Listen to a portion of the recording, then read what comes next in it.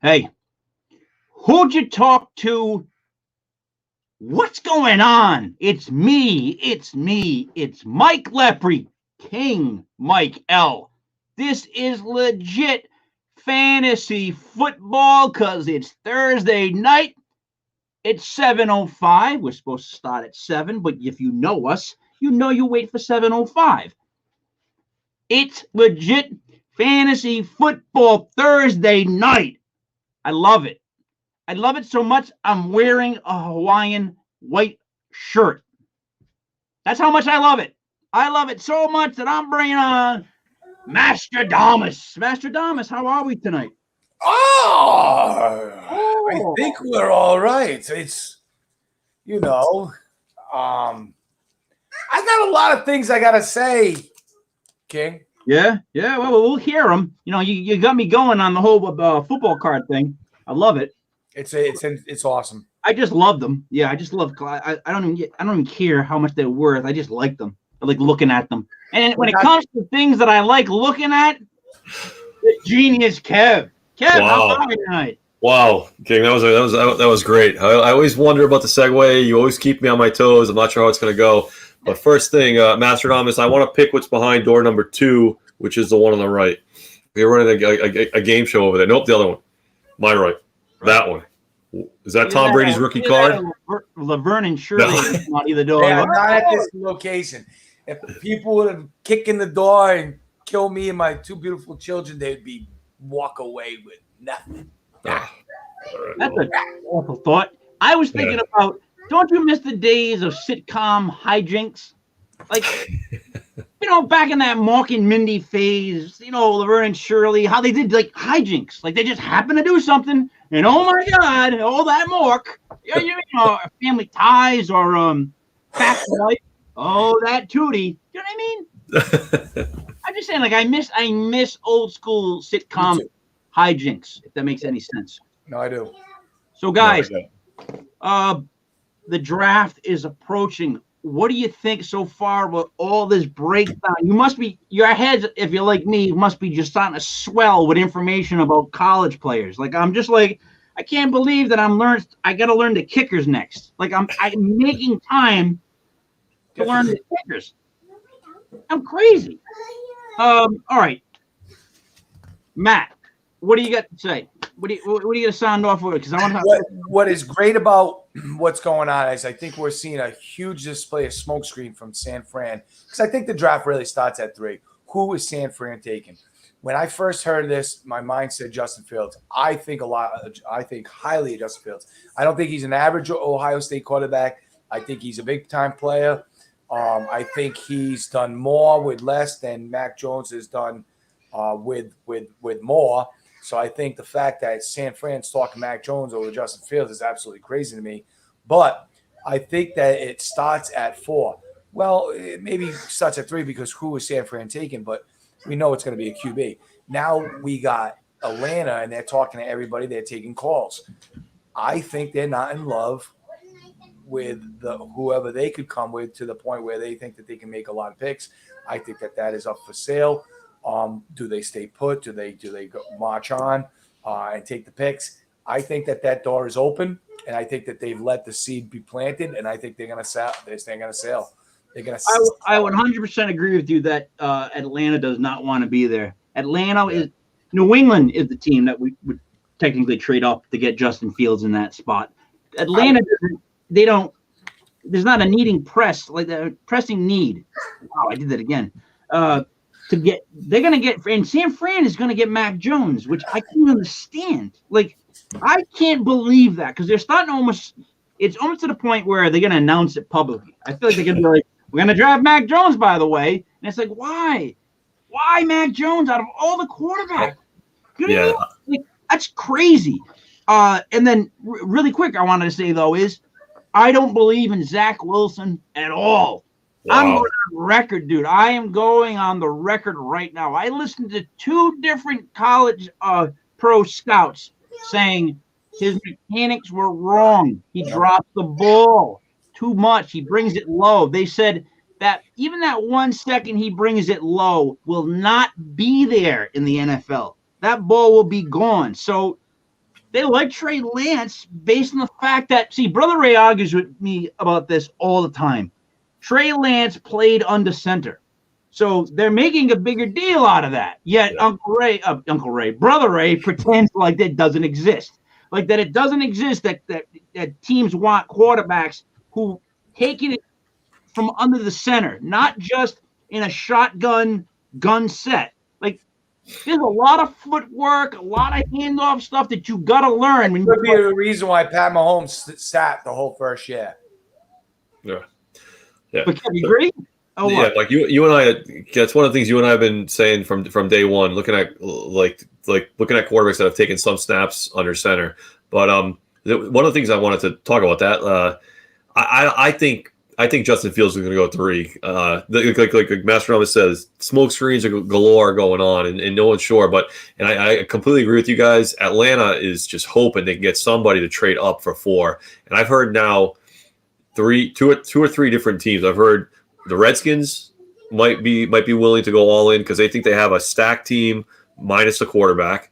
I've heard the Broncos, if someone can, John Elway's a big day drinker. I spent a lot of time in Denver, so I know this. John Elway's a big day drinker. They got to get him blackout drunk and get them off Drew Lock, and then trade into 4 so they can pick somebody to replace Drew Lock. Because with Elway still has too much pride on his picks, but they got to kind of blindside Elway, and they might trade into 4, and then New England is the other team. So Atlanta's just dying for it. All right, see, here's why it won't be Denver over New England. Denver feels like at the 9 spot, they're going to get Trey Lance. Well, and that's what they want, yeah. Mock draft, he drops, right? Yeah. New England's at 15. They ain't getting no gots on gob. So they have to trade up, right? No. Well, I think right through 4 spot. If we look at now Sam Bradford going to Carolina, there's one less team that needs a QB in the top 10. I think Carolina could have the door open now that they pulled the trigger with Sam Darnold. Maybe New England's already talking with them. Yeah. I think there's a chance that Fields could drop. If Mac Jones is ready for 3, that would be really interesting. If that would be very. I do want to add. I want to add. I feel the only way the Patriots aggressively attack is if one of the Patriot QBs that they're targeting happens like what we're talking. I don't think that they trade up unless they think it's a guy that they like. And I'm starting to believe that is actually more of an option than Brother Ray's been saying for a long time. And I'm like, no. Yeah.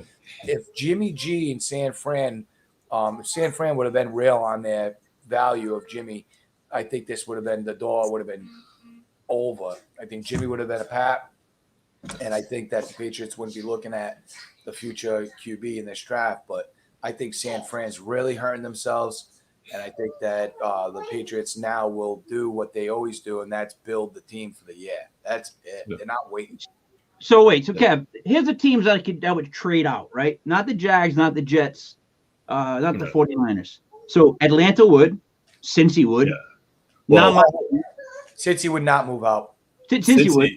I don't believe that. They would put back 1 or 2 spots. I think if Penei Sewell is there, they're taking him. It's a wrap.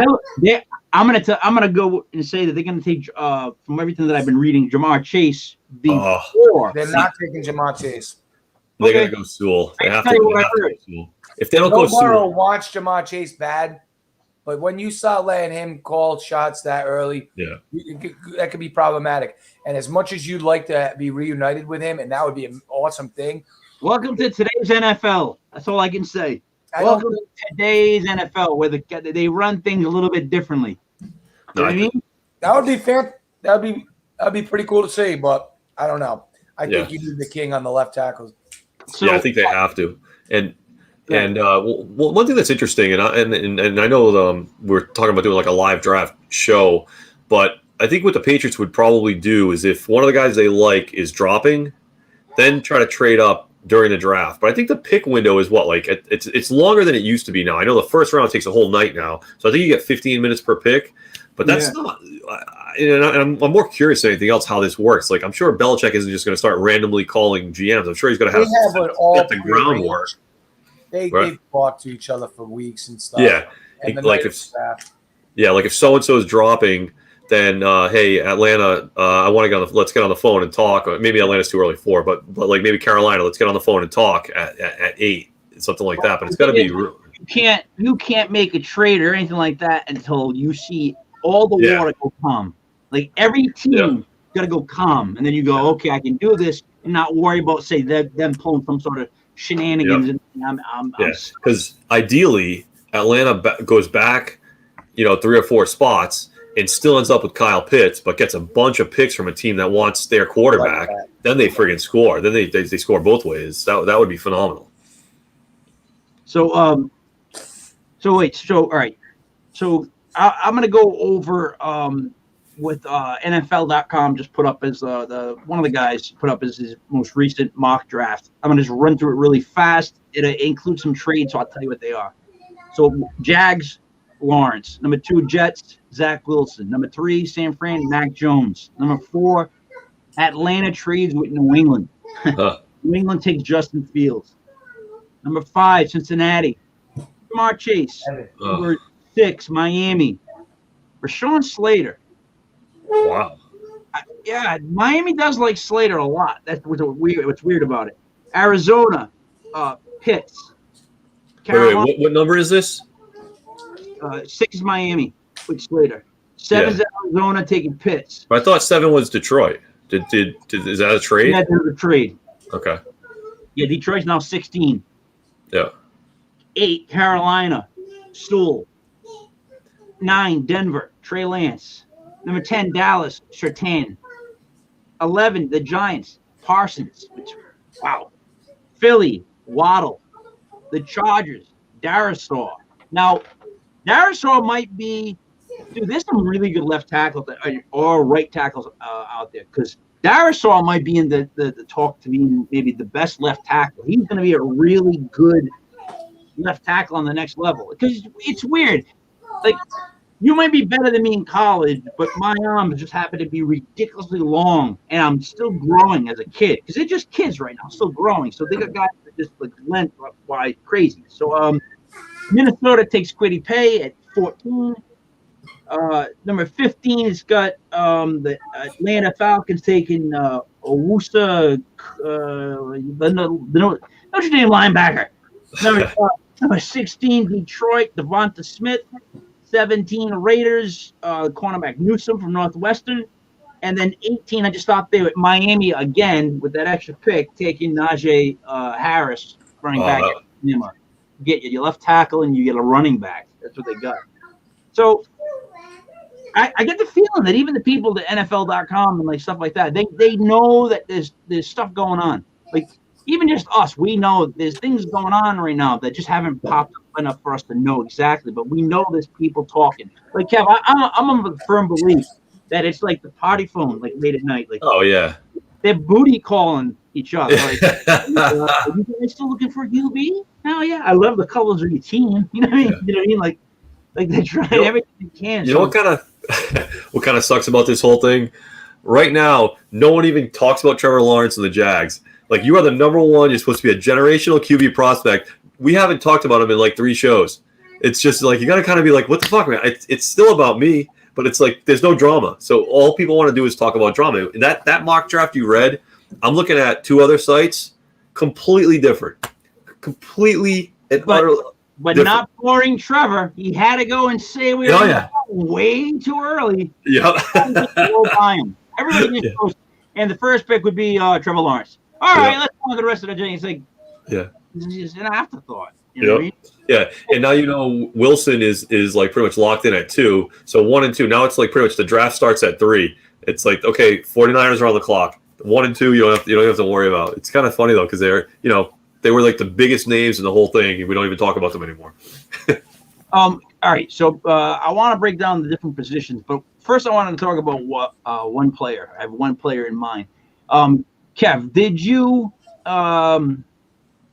get the text message I sent you about the offensive tackle to look after, Tevin Jenkins? I did not watch the video. I know you gave me the name, so I apologize. I'm okay.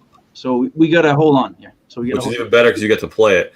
Yep. But we should also talk about Sam Darnold. Hold on. I got to go through all this. Like, hold on. Oh boy. All right. All right. Sam Donald. Yes, we should. Hold on. Sam Donald's going to win a lot of fantasy championships. Yeah. Hold on. Before we go on to Sam Donald, and I agree, he's going to be really set up. But I want to just show you Tevin Jenkins. Okay, Tevin Jenkins is going to be fantastic. Like he's going to be like just somebody you love to watch play. Whether or not he's great as a player, he'll be probably average, but you would love having him on your team. All right, how much of it can you guys see? All right, okay, I can see it. All right, watch Tevin Jenkins, the meanest offensive tackle that ever existed. Ready? Tevin Jenkins plays football like he is personally offended that you.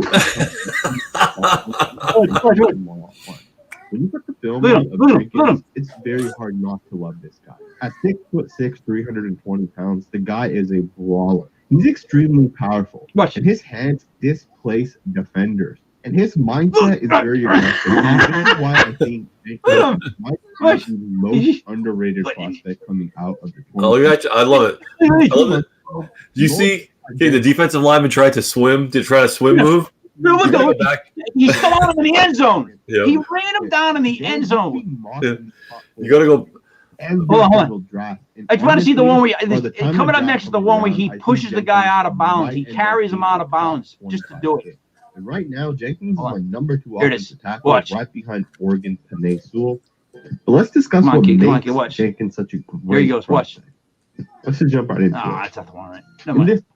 All right. So, anyways, guys, this kid. Ooh, hey, that's me. I like it. This kid, unbelievable. Kev, you have to, when you get a chance, watch it. Like the best thing he did was he literally one guy he just carries off the field. One guy it's ridiculous. It's ridiculous. When you get a chance, honestly. This is a guy. He's 23. That's the other thing. So he's an adult. He's 6'6", 320, and he's 23 years old. No wonder why he's like destroying those kids. He's mean. Like that's he's on a guy into the end zone. I mean, like Matt, don't you want that on your offensive line? Don't you want a guy who's willing to go do that and rile everybody up? Nasty. Reminds me Logan Mankins. Yeah. You want that. I want that all over my team. I don't want, hey, how you doing? I'm pleasure with you. I want to. That's one thing in sports today is you miss the players that play strictly for that team, and it meant something to those players. I say blame the NBA. They're the ones that made it like. But all right. So, do you want to do Donald now, or can I go through my list really quick? Do whatever. As long as you save a little time on it that's fine. We'll do Donald next. This is Gil Brandt. You know who Gil Brandt is? Well, maybe you don't. Yeah. Gil Brandt is this writer, like he was a scout, I guess, whatever it was. But I know he's a writer. He's great. He's really intelligent. So he broke down 5 of the edge rushers and he gave them NFL comparisons, right? So that's what's good. I'm gonna just run through them really quick and give you their NFL comparisons.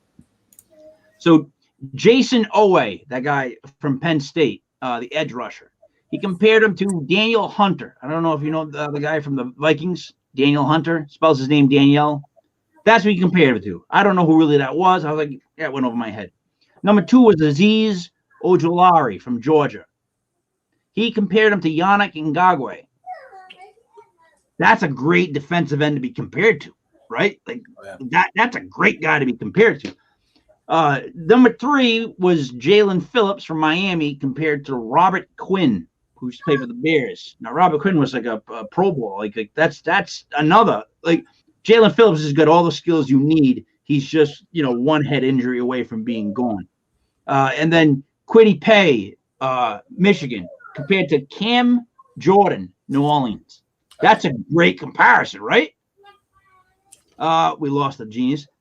Number 5, and see, this is why I keep hearing stuff with the Giants. Gil Brandt says number 5, Gregory Rousseau, Miami. NFL comparison, JPP. Exactly. Remember when I told you the Giants, when they first scouted him, the first thing they said was he reminded them of JPP. And see, once the Giants get that in their head, that organization's so old school, old mentality. They get things in their head and it just stays, man. They don't have social media. The Maras and Tips, they don't have this shit going on. You know what I mean? So I hope it's not. I hope not. I'm hearing he looked real stiff in his workouts. That's what I'm saying. But I mean, he's got the size and everything. You know what I mean? He's a young kid. I think the biggest problem is too. Think about it this way. Imagine if you were like dissected and broken down when you were like 20, 21. I wasn't even done growing. Were you? I wasn't even close. Like, think about it, like even just mentally. Imagine mentally. Like I was like a little kid compared to like even 4 years later. You know what I mean? So I mean, like, that's when I think it gets a little weird with these kids. How we break it down so hard because some of them are just the kids. Yeah, they haven't even had a chance to grow. But now I wanted Kev to talk about Sam Darnold here, but he dropped out. So let me talk about the quarterbacks. Matt, after Trevor Lawrence, right? You really, there he is. You really think those Zach Wilson's number 2? Because I don't think he's number 2 anymore. And I'll tell you why. Like I don't like his tape. How about that? Like that's one of the things that I guess I ended up being my problem. Once that guy put it in my head with him dropping the ball, he does drop it. Sorry, Kev. We wrapped up with number. He got little hands. He fumbles a lot. Who? Wait. You said you don't like his tape? No, yeah. I don't like his tape. But I would just really Kev. Number 5 is Gregory Rousseau. Yeah. Oh, you love that's JPP, which is JPP. Oh, really? Okay. I've heard he's moving up the boards. So maybe we're gonna be right on him after all. Then I just was saying to Matt, like after Trevor, is it really Zach as the second best quarterback? Because I'm not 100% sold on that. As a matter of fact, I'm not sold on that after watching their films. I don't.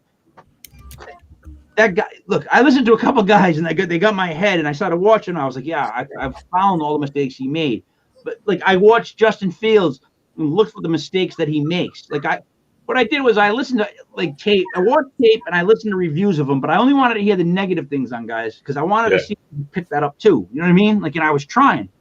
It was really easy with him. That's all I'm saying. Like, it was really easy to see where he was wrong, where he moved, where he did stuff. Like, I really like Justin Fields as an athlete. Like, I think he could be a really, really good quarterback, maybe great if he could get this. If he gets with a good organization, they keep this solid, like mentally, he's on point. If he lands with a good team, he can be a really good quarterback. That's the kind of kid that, like, if he lands on a really good team, he could be a really good quarterback. If he lands on a horrible team, he might disappear. That's the weirdest thing. There's a couple of kids that are like that. They get it right on a good team, they could be really good. But if they end up on a bad team, like, you know, whatever, they're going to be on their way out. That's why the best thing about Trevor Lawrence going to such a horrible team is there's so much hype around him that Jacksonville has to do something to put people around him. They have to. If I was Jacksonville, I would be working on a way to get back into the first round, period. High up. I would trade away all the capital I had. I mean, serious. I'd trade away whatever just to get back up and get somebody early up now. Boom, get the team going. I'd get a left tackle. If I could get, like, Sewell, one of those guys right now, and I'm Jacksonville, I'm doing whatever I can to get Trevor either a weapon or to block for him because I'm worried about that kid. I'll tell you right now, it wouldn't surprise me one bit if you see Etienne, Travis Etienne, fall to them, and they select him with that top of the second round because they definitely have a problem with running back. But don't you want to block for him? Like I'm just worried about him getting hit. Yeah, well, you see what happens with young quarterbacks without good offensive line. Like David Carr is like the friggin' poster child for that. He got sacked so many times with the Texans, it basically ruined his career. You got Joe Burrow. Joe Burrow last year is the most recent one. He took every week he was getting blasted. It was like one of these hits is going to take him out. One of these hits is going to take him out, and then eventually he gets his knee destroyed. So recovering from a torn ACL. I mean, it's huge. I mean, and it's tough because either you have to scheme for it, which is make a very conservative offense, do max protect, and coaches don't like to do that, especially if you're trying to make a name for yourself, or you got to get better linemen. And I don't know what Jacksonville's going to choose. Hopefully they pick one or the other. I mean, I would rather if you were an NFL coach, I guess it goes by how long your contract is. I would rather keep the franchise quarterback upright and run a more conservative offense when you're Cincinnati, you're terrible anyway, than putting 5 guys in routes and having him run for his life and dodge and like do Houdini shit back there to make a play in a game you're going to lose anyway.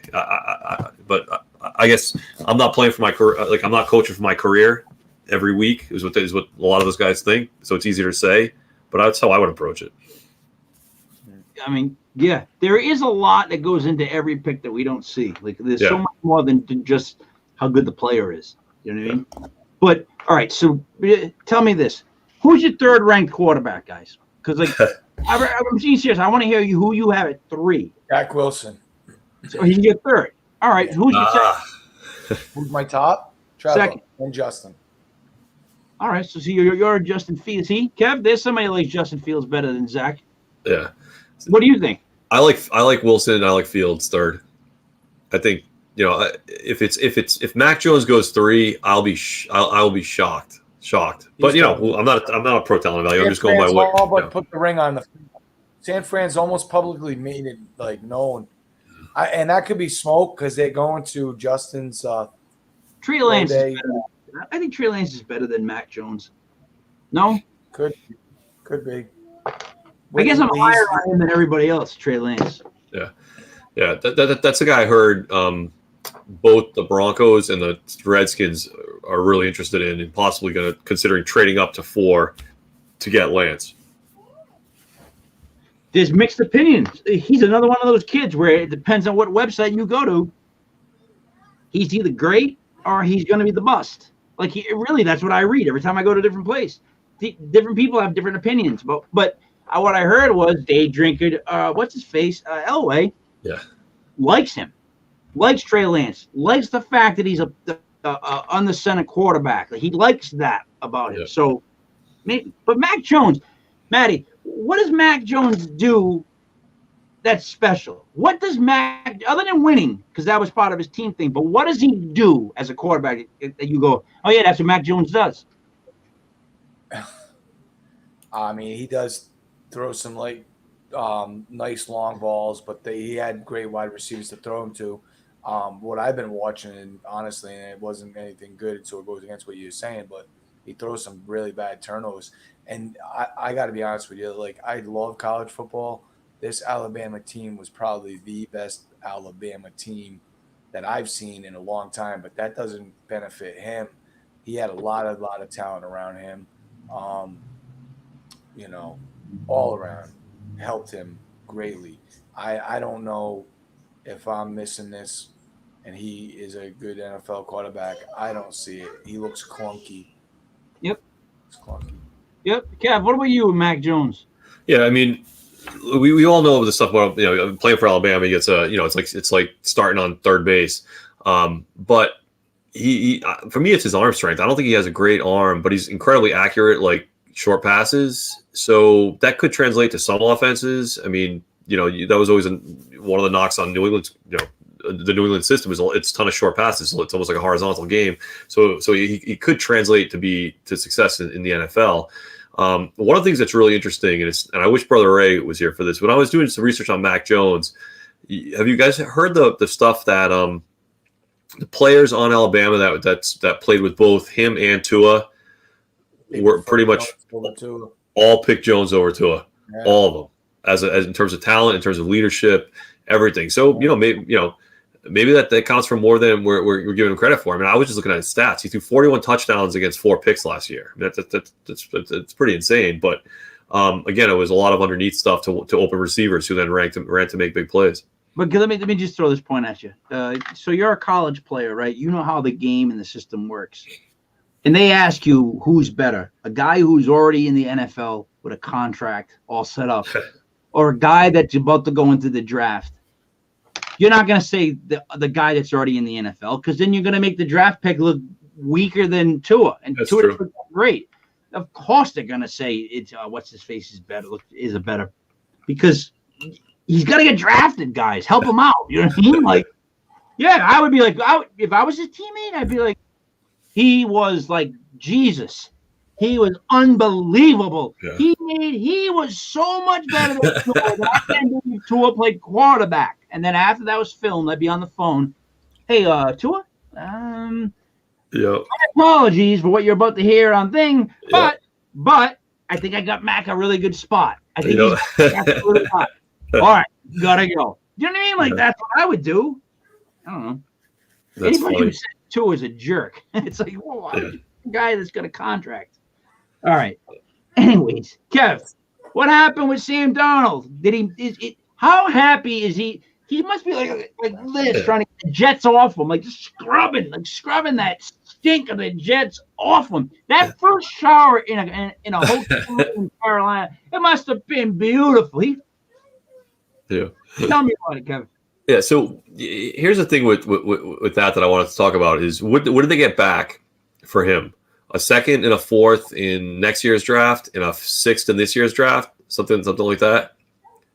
So, like the way you value an asset is by what someone's willing to pay for it. It's anything. You could think your car is worth $100,000, but if the only offers you get are $8,000, that's your car's worth $8,000. That's it. So whenever anyone thinks about Sam Darnold, the market just told you what he's worth. Now, we had a lot of conversations on Darnold, and I know, between the people on this show and the other legit guys, they're like, oh, I'd stick with Darnold. He's never had a chance. He's never had this. He's never had that. But the fact that he got the only compensation, the only team willing to give them anything for him was only willing to give them a second, a fourth, and a sixth, really tells me what he's worth compared to what like someone like Stafford, compared to what some of these draft picks were traded for. It's kind of to me that really says a lot about what he's worth. Now, again, like I said, we've all disagreed on kind of what his value is and whether or not the Jets should have stuck with him. But if that's all they got, it leads me to believe that there aren't a lot of people in the NFL that think he's all that amazing either. I don't think that was that bad of a trade for those picks, to be honest. A second round pick is pretty solid. Like, in other words, only footage they got to go on is how he played with the Jets, and that's just miserable, horrible footage to watch. So line, no weapons. That's what I'm saying. So what do you get to go on? Of course, your value goes down because it's like, you're playing for this team and they're so horrible, and they make you look horrible every single week. If you hung out with a bunch of greasers every week and then you tried to go hang out with the socials, they wouldn't let you do it because you're hanging around with them and you just absorb it and you look like them, and then they don't pick you. And then there's a big ass fight going on in the park. You know what I'm trying to say, Kev? The fact that you just did Outsiders reference is unbelievable. Unbelievable. They go, Pony Boys. They go. Yep. All right. Soda Pop. That was a great movie. Look at it. Yep. Yeah. Ralph Macchio. There's one he doesn't get credit for, right? Everybody talks about My Cousin Vinny and Karate Kid. They don't talk about that one. No. All right. Moving on. Well, I want to get Master Ramos' opinion on the trade and on Darnold, and Good. I think, like King was just saying, the second is almost like a late first, because the Panthers are just no good. So I love it because that they're in love with Zach Wilson. But the thing is the Jets kill everybody. They're like a black hole. I think that the Panthers are going to get a really good quarterback. I know his touchdowns and interceptions almost like basically, even. But I think that's because he's fought through the suck, and I think DJ Moore. He's gonna look good down there with DJ Moore and Robbie Anderson, who he's already played with, and C-Mac. Go deep. Yeah. He's gonna be good. If for me, I hope it works out for him. I mean, I don't really hate any players. I hope it works out, but it's going to be for me really, really interesting to see if Matt Rule and Joe Brady are either a little too smart for themselves, thinking they could save somebody that maybe isn't savable, or if their systems and their schemes are as amazing as you kind of hear they are, because they had a good first season together. they're kind of the needle's pointing up on Carolina because of Rule and Brady. And if they can save Darnold, I will be, I'll go on the record as being wrong because I don't think they can, but I will be thrilled if they do. All right. Okay, now with Sam Darnold, what happens with Teddy Bridgewater? Where does he end up? Yeah, you realize that if you get traded from the Jets, you're going to a better situation no matter where you go. Where you go. There's no circumstance where you're traded from the Jets, you're going to blank, and you go, oh my God, how can I be playing for them? That's it. You're at the bottom. You're in the sewer. You know what I'm trying to say? You're just there, Kev. That's it. Matt, that's it. That's it. You just go up. There's only one staircase. There's only one escalator, I'm sorry to say. It just fucking goes up. That's it. No. Did they have one? I think one of their defensive linemen, like Steve McCormick, some name like that, I think got traded from the Jets to the Bucs. Imagine that. Like they go talking about the escalator only going one way. It must be like walking in and the Angels and there's Brady and there's Gronk walking around and Mike Evans. He's like, yeah. You probably thought he died. You probably thought he got hit by a subway or something in New York City and woke up in heaven. Sam Darnold must be like, I can't believe you guys aren't idiots. Are there no idiots here? Yeah, where do you keep the idiots? Joe, where do you keep the I mean, come on. Where's Greg Williams' office? Oh, he's not here. Oh my God. Do you think the Jets coach is good from what you've seen him do? And like him like Joe Judge totally commands a team. Does this guy? Yeah. I like that he's starting fresh with it. What he's gonna do? He's moving on from everything, and I think that's what a coach should do. He's basically separate himself from everything in the last regime. So this is it. We're gonna see what he's got. What do you think we're going to do, though? What's what happens to the Jets? What are they looking to become now with Zach? Like explain to me like what the new Jets want to look like. I'll tell you what, they got Corey Davis over there, and I think that we'll see after the draft. I'd like to see what they work with Wilson. I don't think that this year they're going to be formidable, but maybe give them like 2-3 years. Let's see them. Fix a lot. They got a lot of holes. Let's not kid.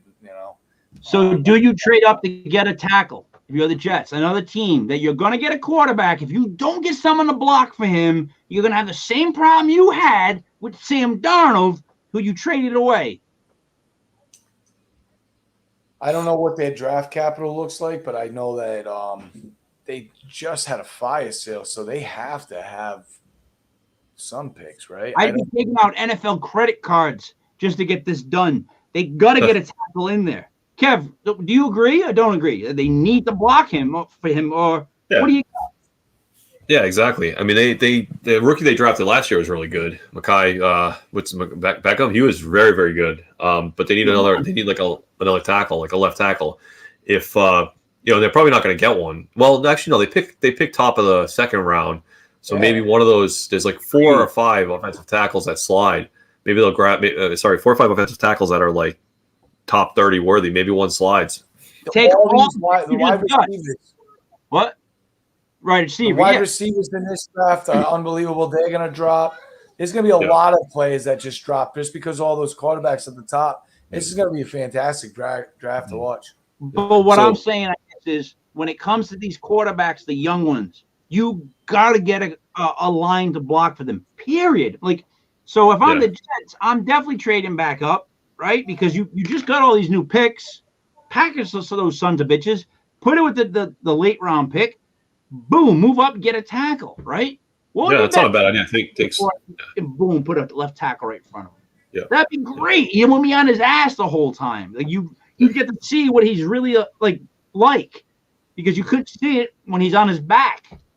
I don't know. I just didn't think these teams are if you're going to draft a young quarterback, you should have to trade back up in first round to get a tackle to block for. And the other thing is that it's like this new trend though with starting rookie quarterbacks right away. Usually you let them sit and watch for a year And then that gives you another year to kind of build an offensive line. Now they're out there immediately. Not anymore. So, They're out there. yeah. So they're getting out there with the shit offensive line that you had most likely had last season, which is why you got a top pick. So you know what I mean. So it's even more imperative to fix it quickly. And an offensive line, it's a tough thing to fix quickly because the best offensive lines have chemistry because they've been together for a couple of seasons. Yeah. And but the thing for me with the Jets and Wilson is going to be like Saleh is obviously was a defensive coordinator, but he got Mike LaFleur as his offensive coordinator, who was in San Francisco, and I think Kyle Shanahan is one of the best offensive minds in the NFL right now. So that's a good sign. And Mike LaFleur is also Matt LaFleur's brother in Green Bay, and they their offense is obviously pretty solid. So I think he'll be okay scheme wise. I'm not sold that Saleh is going to be an unbelievable coach. From what I've seen and what I've read about him than can I actually dissect myself. Apparently, San Francisco's defensive schemes are fairly basic, but they have the talent in the right spots. I don't know if that's true, but apparently, if you contrast him with Belichick, where Belichick's always scheming, San Francisco plays the same base defense most of the time. So I would say Saleh is probably more of like a leader and kind of knows what things to touch and what things not to touch and a personality. But what worries me with him already is he's made some comments early about trying to get players paid and this and that. And like the coach shouldn't be saying stuff like that because you have a salary cap. It's not like there's unlimited money you can get everybody paid. And then it's like, well, hey coach, you got Mastradamus paid. Are you going to get me paid too? Mm-hmm. Well, sorry, King. The salary cap ran out, but I'm going to need you for another 15 games. Let's go. But but I think the offensive coordinator hire is a good one. The Joe Judge with the Giants, I can hear myself. He hired 3 coaches. Yeah. He hired Russ Callaway to be the offensive quality control coach. I want that job. Ryan Anderson and Carter Blount are both the defensive quality control coaches. Yeah. What is that? What are those?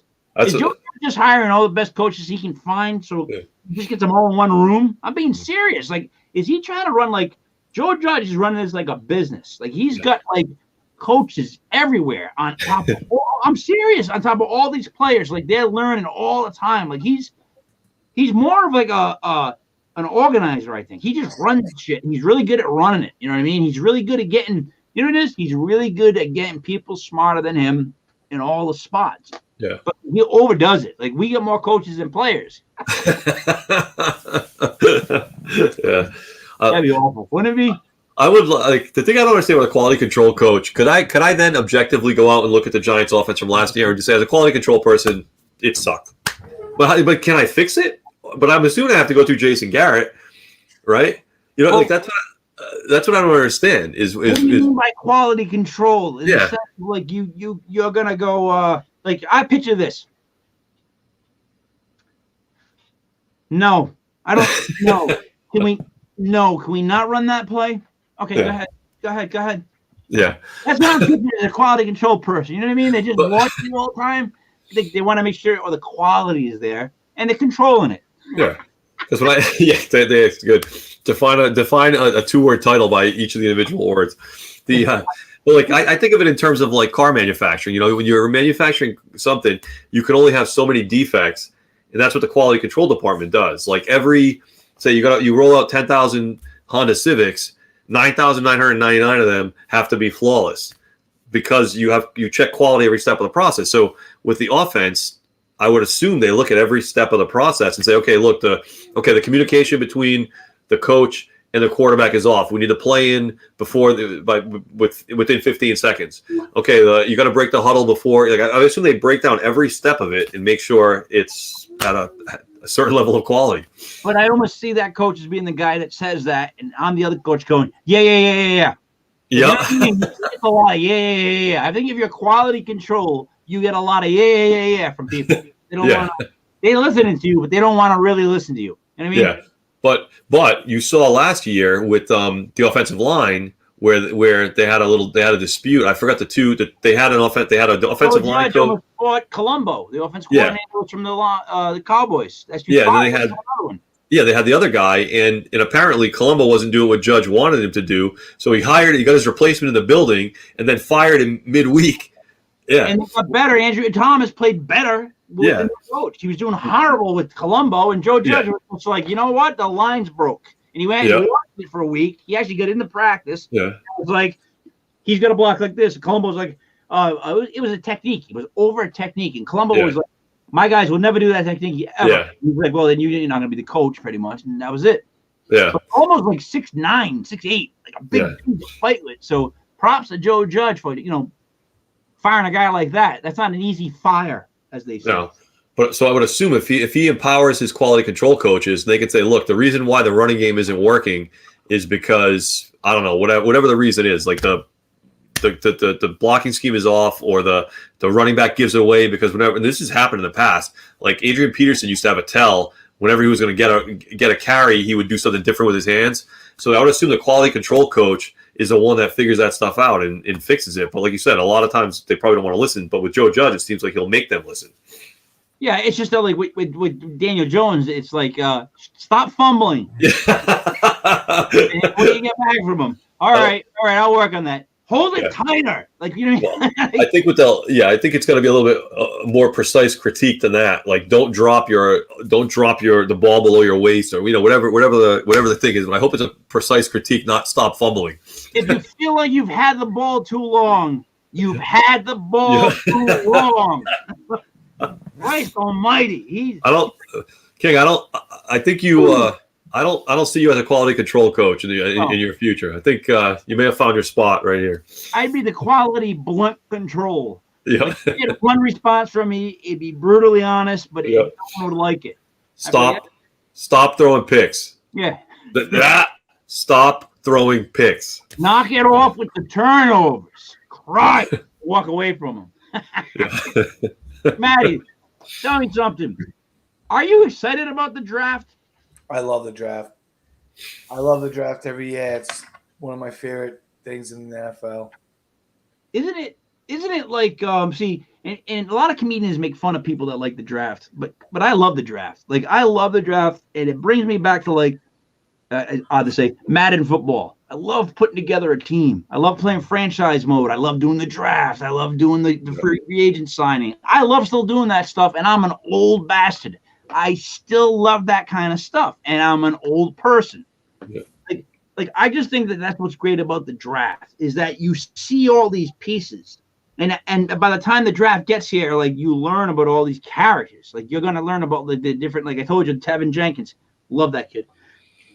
When you start to see these people go to teams, it's like, oh, I can't wait to see them in that uniform. Like, as a Giants fan, like, there's certain guys I would love to see go to, like, certain teams. Like, I'm looking forward to it. Like, for me, Kwity Paye, if he only could go to the Raiders, oh, God, he would look so good in a Raider uniform. Like, I keep saying that about that kid. But like, there's certain kids that you going to go certain places. So, all right, let's go 1 through 18. Let's bring it down toward the end. Well, what was that, Kev? Before you switch over, it's draft related. I've gotten more and more into it over the years. And last year was like the pandemic, and the draft was like the first live sporting event, like in whatever, a month and a half or something when it started. And I watched it. The thing that I don't like now, and it's like everything in the NFL, it has to get dragged out. Now the first night of the draft is only one round. It's kind of crazy to me. Like, I liked it better when they were. I think it was the first they used to do the whole thing in a day. And Saturday and Sunday. It was Saturday and Sunday, man. That was the best. Saturday was like round 1 and 2 and 3, maybe, Matt, right? And then Sunday was 4, 5, 6, 7. Yeah. I loved it like that because, like my brother Ray would say, you used to have to hunker down. You used to have to get up, get the couch ready, get everything down, and you were there for a couple hours on a Saturday or a Sunday, and you had to try to explain to the wife that I'm just sitting here for like hours staring at this and they keep naming football players. Yeah. Our wives have no idea what the draft really is. Yeah. So for us to watch it, it's like us going to like high school graduations and just watching walk and get the diploma. Our wives should be like, what the are you doing? Why are you doing this? Well, because that kid's going to be an accountant. And Oh, Matty, I picked a lawyer. I got a lawyer right there. Oh, but like now with that first round going a whole night and it being like 15, 20 minutes per pick, I also liked it when it was the first 2 rounds because you'd have to really be paying attention because stuff happened fast, you know. But anyway, I'm ready. Wouldn't make it to the podium. Yeah. Remember the year they couldn't get to the podium? It was Minnesota, right? They were like, and the other team came up and was like, Yeah. they almost got beat by 2 teams, I think, right? They got beat by the first team, and then they almost got beat by the clock by the next team. I don't know what was going on with Minnesota that year. Yep. I need to look that back up because I would really love to know.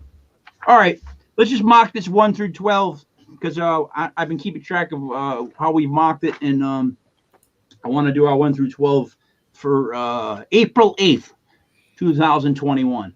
All right, without trades, we're just going to keep it to where it is now, I guess. We won't, because I really do think New England's trading with Atlanta. I really, really, really do. Or the Giants. Like, if somebody slips, that's an easy trade for the Giants and Patriots to make. Like, the Giants don't care. They'll go back to 15. There's the connection there with Judge. Like, that's an easy if someone falls. All right, number 1, the guy that no one wants to talk about, Kev. I'll pick it.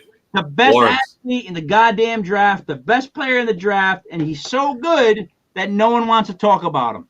Yep. He's so good that he's an afterthought. We just skip him. Yep. Why talk about him? You know what I mean?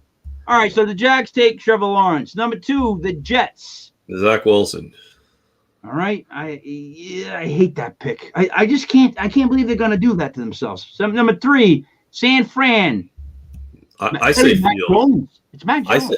I say Fields. I don't see how they could take Mac Jones. I really don't. I really don't. All right, I'll put Fields, but I'm going to put question. I'm going to put slash Jones because I really believe he's going to be there.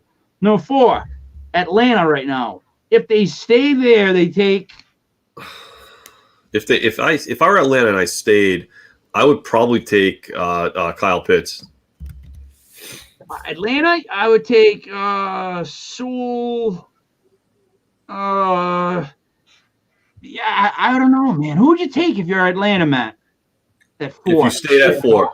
I've been saying Mac Jones for months. I got Mac Jones at quarterback. I've always thought Atlanta was going quarterback.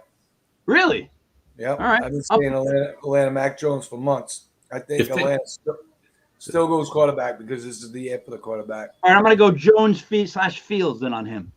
Yeah. If they were smart, that would be a great move because, like we've been saying, next year the quarterbacks look a little bit drier than this year, and who better, Jones and Matt Ryan seem a little bit similar in their style. And if you tell Matt Ryan, look, you're 37, you're not going to be around forever. We're not rushing you out the door, but we got to think about the future. It could be awesome. It's like a smart way to start building a team as a new coach. Yep. All right. I don't think they'll do it though. I think that would be a very smart long-term move, but I don't think they'll do it. I hope you're right. Let's go San Fran, Fields / Jones, then Atlanta, Jones / Fields. Number 5 is Cincy. Jamar Chase. If they don't take Sewell, they're asking you everything you just said a little while ago about you got a young quarterback, you got to do everything you can to protect him. They have a chance of a franchise left tackle. And they're going to say, now we want another shiny wide receiver. There's like 20, every year there's more and more great wide receivers coming out. It's not who we think they should take, Kev. It's who we think they're going to take. Well, it's like this, King. That's what it is, unfortunately. It's not.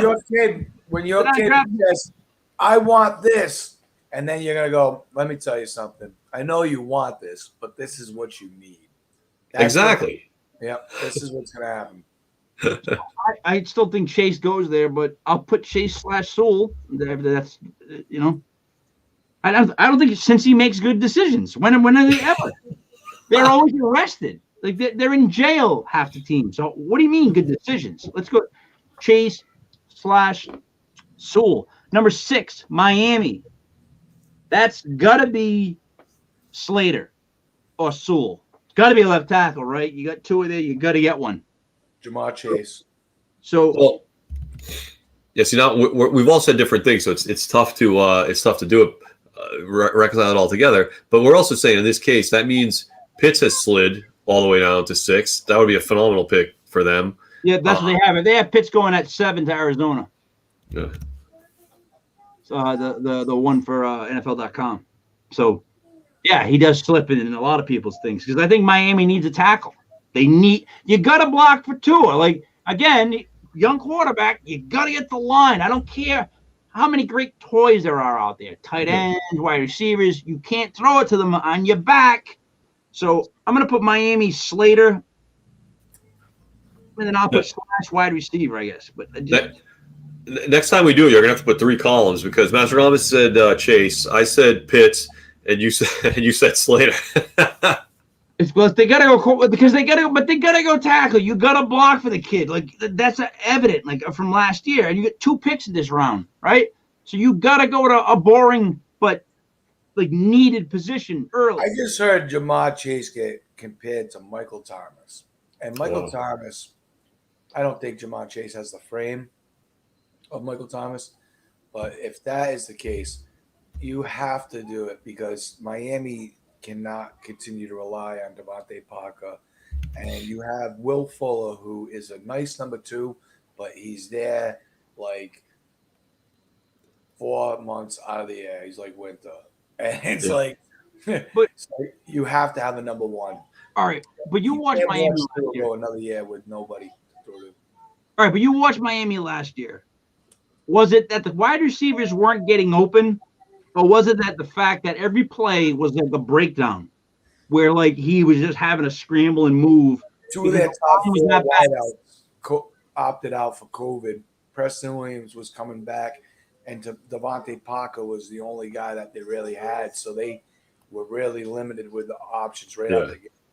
All right, but again, I ask, was it that the wide receivers weren't getting open? Or was it that the fact that if you watch the tape right from the snap, linemen already have blown their assignment. There's defensive people in the backfield. It's different thing. You know, you can have a coverage sack, or you can have like you said, the people getting right through.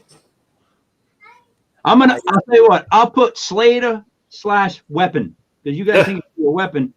I really believe you got to block for Tua. Like I'm of that opinion. Number 7's Arizona. That's what I think takes Pitts. If he's on the board right there, Kev, that's who takes Pitts. Arizona would love having him there. Spreading that out. They really would. That's Sorry, go ahead, man. I think it's going to be Surtain. Like you got to replace Patrick Peterson. Oh, interesting. I don't think you can pass up on Pitts though. If you're at I think Pitts is worthy of the 4th pick. So. Well, that's what I'm saying. Like they all block. There's all like either quarterbacks or tackles technically going. Right here, I think this has got to be like what I mean. This is where he would go. What do you think, Kev? It's a tough one because like they lost Peterson, like Matt Drummond said, so they need a cornerback. But Pitts sliding this far, you'd almost have to take him.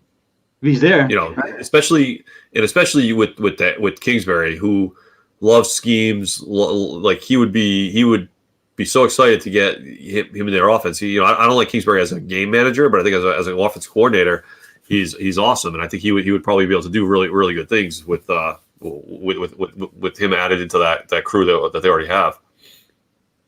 It's all about the right drink. Like, how much do you want on your offense? What do you want on your defense? Yeah. I look at it as like DeAndre Hopkins is a very needy target, high percentage, like Michael Thomas. Like, it doesn't matter. Yeah. It's going to him, and that you can't stop it. Is there enough offense for Pitts and Hopkins? Because I actually think when Pitts comes into there, I think he's going to be the focal point of an offense. Dude, that's a good point. They will demand. DeAndre Hopkins demands a double team. That will kill teams if they double team him because Pitts will go right in the middle and crush them game after game. Pitts is a talent that if you don't already have a young quarterback and you need to block for him, or you need a young quarterback, I think he's the first player off the board. I think he's before the wide receivers, actually. Like, I think that's the type of I was the first one on this show saying months ago that he was worthy of the 4th spot. I was the first one. But I still got him going at 7. Look at my head. All right, let's go to 8. 8 is Carolina. That's got to be Sewell, right? if he's still there, if he's not on the board, or do you get him a weapon? What do you do? I think we're not doing trades, but this is where I think New England moves in. This is probably if Carolina stays there, who do they take though? I say it's Sewell if he's on the board. I got Sewell going to the Bengals, so I got right here. You know, that's right, you do. But if he's available, they got to take him. Like if he doesn't go at 5 and he's there at 8, you're trying to tell me they don't take Sewell? No, they absolutely do. I think Sewell's probably the best player in the draft. Just going by what we're doing for a mock, let's just stick with if he's already if he's still on the board, how do you not take him? You have to take him. But in my mind, I already got Sewell. In my mock draft, I got Sewell going to the Bengals, so I would have to probably go with either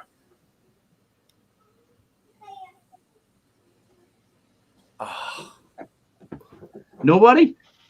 It's so tough because honestly, right here, I don't think that you go with Waddle because I don't know if the Panthers like what they got with more. Like I think like when you just improve the quarterback position, you don't necessarily want to add another weapon because you already think that the weapon was added when you changed the quarterback. So it is difficult because I think that they want to see where the offense is with the change of the quarterback position with what they got. Because honestly, I think Robbie Anderson is that nice outside deep receiver. And then you got DJ Moore, who is that possession receiver. And I don't think that you would add a Waddle. No. All right, so just due to time, the time yeah. where all right, then Sewell slash like a wide receiver, right? You're saying like if it's not Sewell, you're saying it would be like a Waddle or like an offensive. No, I would say what I think should be taken here should be a Waddle. Panthers, I would have to go with Parsons, Micah Parsons, I guess. I think he's deserving. All right, so Sewell slash I guess Parsons. Kev, Denver number 9, Trey Lance. That would be perfect for them if he was there at 9. Yeah. Yeah, if he's there at 9, which we have him there, I think he goes. Right, number 10, Dallas. I still got them taking Surtain. Yeah, that's what I would say. I think the whole time. Yep. The Giants at number 11. Wow. So right there, that's going to either be if Parsons is on the board, it's Parsons. If Parsons is off the board, it's going to be Rousseau. I know. What about we don't see offensive lineman? No. Slater's already gone. So is Sewell. Okay. The next one's up. Darisaw, who's really good.